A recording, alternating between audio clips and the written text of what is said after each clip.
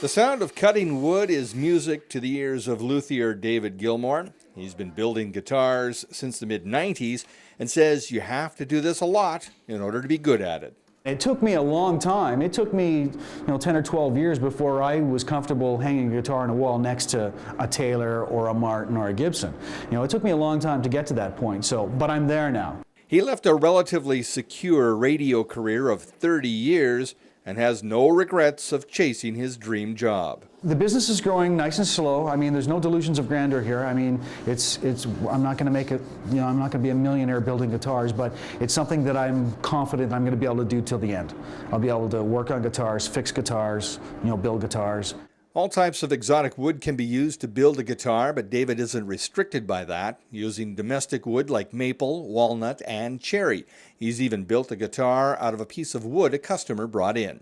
He brought in a piece of maple burl that was incidentally shaped kind of like a guitar, and he wanted to keep all of the barky edges and everything on it. He says, "Here, Gilmore, build me a guitar."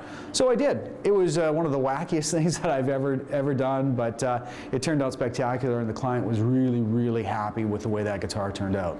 Building a guitar takes him about 2 to 3 weeks, and there is certainly a rhythm to the process, especially when applying the finish.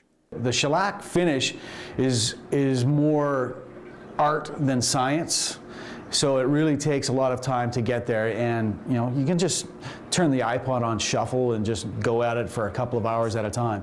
Getting an established player to strum your guitar is very gratifying. Dan Walsh, who's shared the stage with Willie Nelson, Fred Eaglesmith, and Toby Keith, has 3 Gilmore guitars in his hands. He's got a parlor guitar, he's got a Weezenborn style guitar, which is an acoustic lap slide guitar, and a baritone guitar. And when you sit and watch him play these things, it's really a buzz.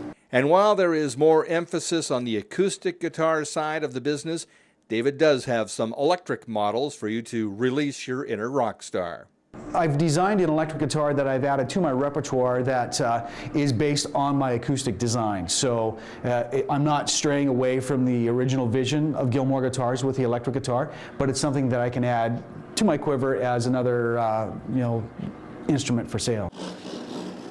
Jim Claggett, Shaw TV, Red Deer.